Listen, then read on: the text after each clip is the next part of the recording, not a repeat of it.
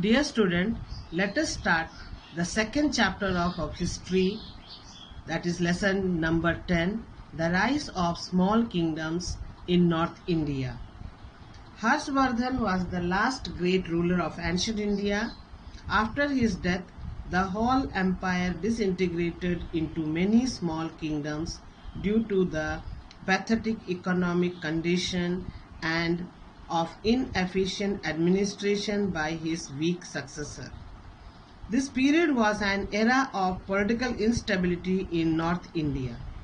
Three powerful kingdoms arose between 750 CE and 1000 CE out of the ruins of Harsha's empire. This period is known as the Age of Three Empire.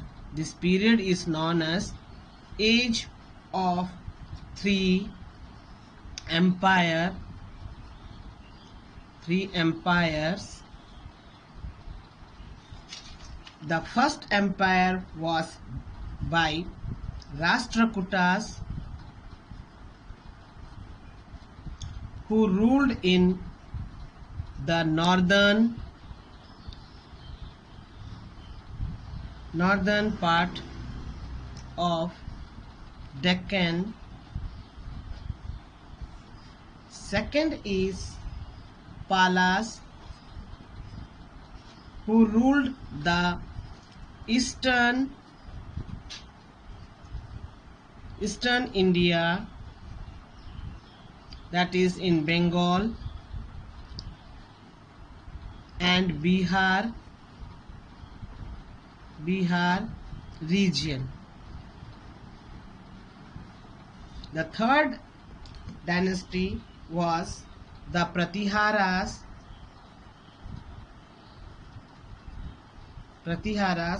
who ruled in Avanti, that is southern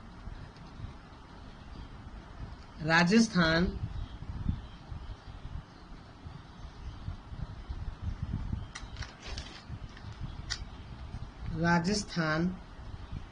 and Gujarat.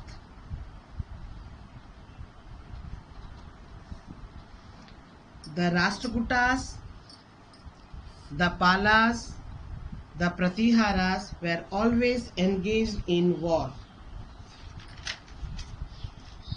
In this way, the three kingdoms were successful in providing stable administration, and there was progress of art and literature. Let us talk about each dynasty turn by turn. Let us first of all start talking about Rashtrakutas.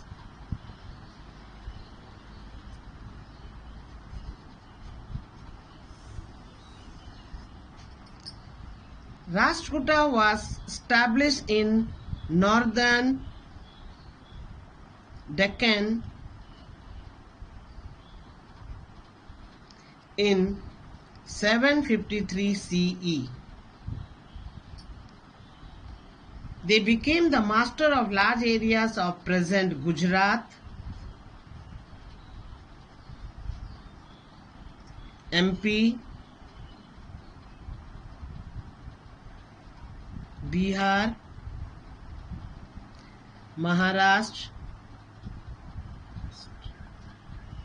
and Karnataka.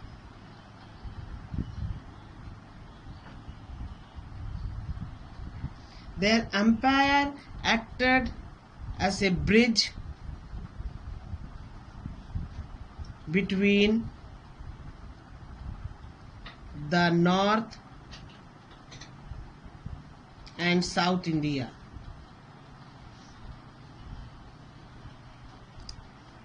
Real founder of the Rashtrakuta Empire was Danti Durg.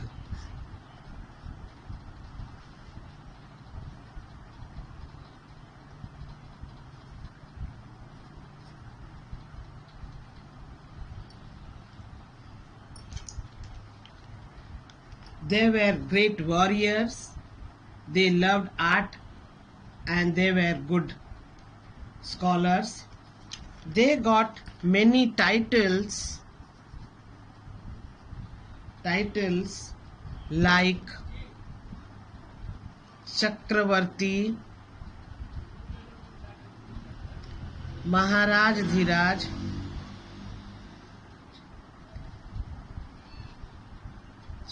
etc.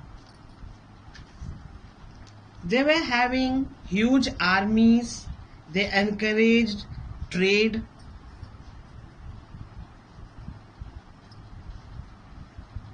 The important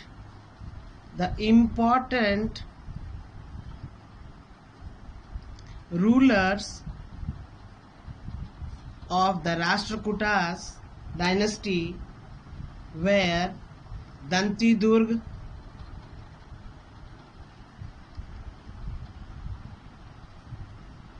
second Govinda, 3, and third were Amogha Varsha. The main religion the Rashtrakutas followed was Jainism. They followed Jainism, but they patronized Buddhists, Hindus, Muslims. In this period, the rule of flourishing of religious literature was also there.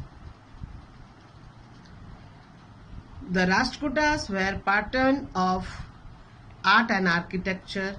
The rock-cut temples of Ellora, belonging to Hindus, Buddhist and Jain sects, are proof that there was religious tolerance of Rashtrakutas. King Amogha Varsha was great lover of Sanskrit. He wrote Kaviragamarga work in Kannada poetry. By the end of 10th century, the Chalukya crushed the power of Rashtrakutas and overtook the control of their kingdom. Now, dear students, let us talk about the Pala dynasties. Very few information is there about the history of Bengal after the death of Harsha and the ascending of Palas. Bengal shows a lot of infighting among the small kingdom. People of this area, they ask Gopala to become the king, so that there can be peace and order. Gopala, he set the empire which ruled over 400 years. The successors of Gopalas were known as Palas. Successors of Gopala were known as Palas. Hence, their empire came to be known as the Pala dynasty. The main rulers of Pala dynasties were, first is Gopala, second is Dharmpala, third is Devpala. After Gopal, Dharmpala became the ruler and set up center for Buddhist education, that is known as Bikramshil Bihar. Bikramshil Bihar, where Buddhist education was given. His son Devpala extended his Pala empire and defeated the Huns. After Devpala, the Pala dynasty started declining. The Palas were following Buddhism. Many scholars were sent to distant countries to spread Buddhism. They were generous and gave grant to Brahmins to build temples. They were also pattern of art, education and literature. The West Bengal was known as Gauda and the East Bengal was known as Banga. The famous Nalanda University was revived during the Pala Empire. Dear student, now let us talk about the Pratiharas.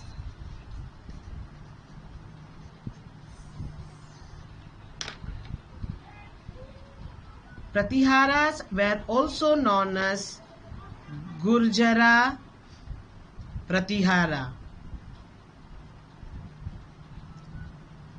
because they were originated from Gujarat. They ruled over Gujarat and southwestern Rajasthan. The founder of this empire was Nagabhatta I. Mihir Bhoj, a great ruler of this kingdom, conquered Kannauj. Mihir Bhoj conquered Kannauj in 836 CE. This empire broke a number of smaller kingdoms. There was continuous war which weakened this empire. Pratiharas were good warriors, fought with Palas and Rashtrakutas. Important rulers were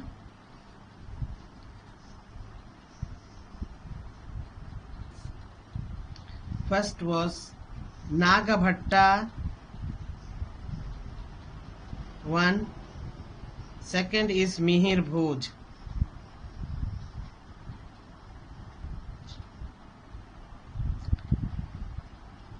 It is believed that Pratiharas were having 5 kingdoms. They were emerged as 5 kingdoms. They were Chauhans of Rajasthan, Gaharwals of Kannauj, Solankis of Gujarat, Parmars of Malwa, the Chandels of Bundelkhand. Let us know more about Pratiharas. They stopped Arab invasion for nearly 300 years. They were pattern of art and literature. Mihir Bhoj was well-known scholar.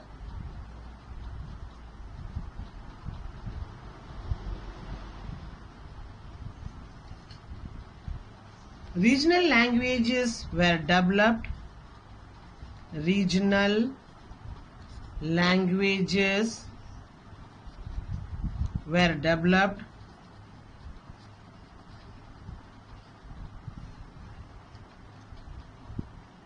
During this period, Marathi, Gujarati were spoken in Western India. Miniature painting also developed.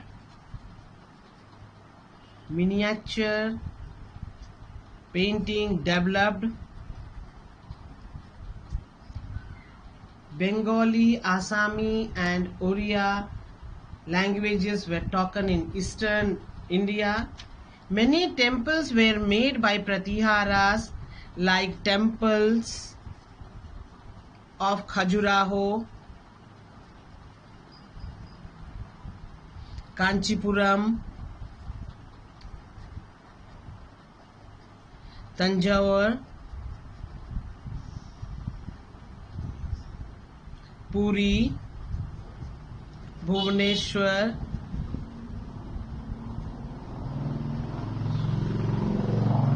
Konark, etc. Dear student, now let us know about the tripartite struggle, which is very famous in medieval history. Kannauj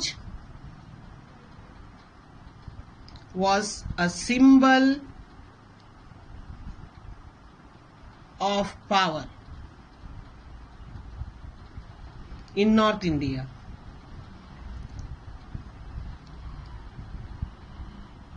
The Rashtrakutas,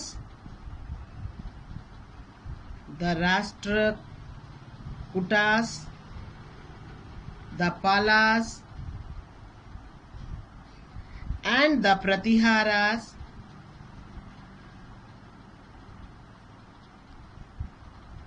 they were busy in war in order to occupy Kannauj. As we all know, Kannauj was a symbol of power. This struggle for supremacy was known as tripartite struggle. All won Kannauj turn by turn, and because all were strong in military power.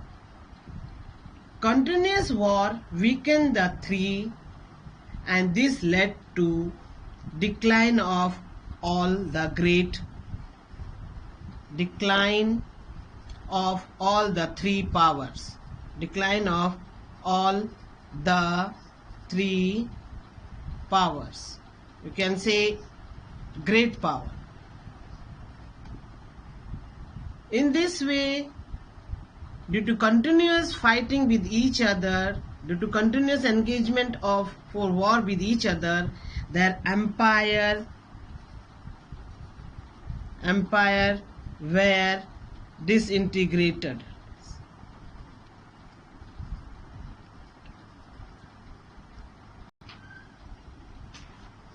Dear student, now let us talk about the Rajputs. In 9th century CE, the whole of North India had become a patchwork of small kingdom of Rashtrakutas, Palas and Pratihara due to continuous war with each other. During 10th century CE, there were three developments. First of all, North India came in contact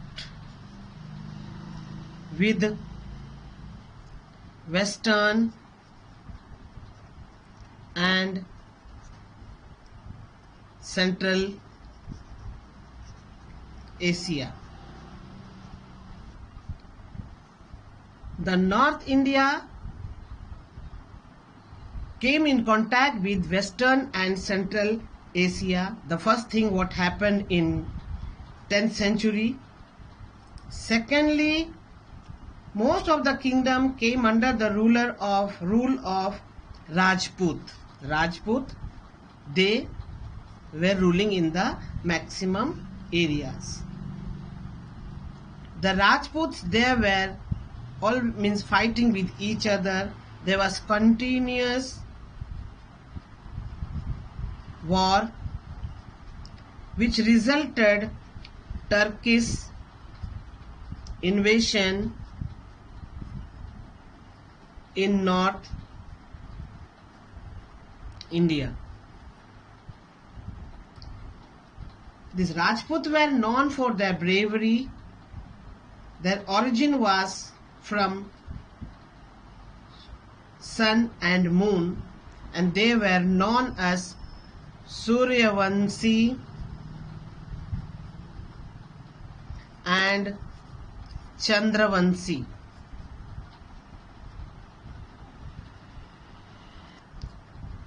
There were 4 clans of Rajput who were born from fire altar. They were known as Agni Kulas. They were Parmars in Malwa, Pratihara in Rajasthan, Gujarat, Chauhan in Ajmer, Chalukya in Gujarat. There were 36 clans of Rajput. Among the 4 clans, Parmaras, Pratihara, Chauhan, Chalukya, Chauhan dynasty was having a special place in all clans. Special place, Chauhan dynasty. Chauhan kings ruled over Gujarat and Rajasthan, parts of Rajasthan.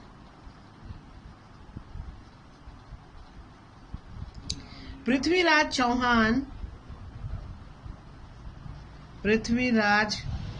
Chauhan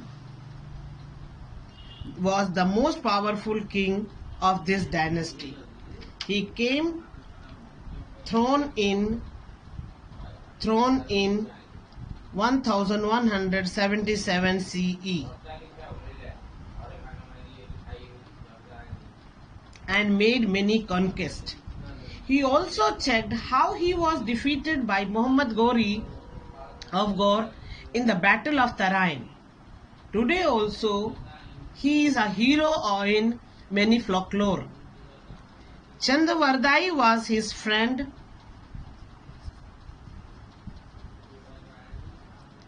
and he wrote Prithviraj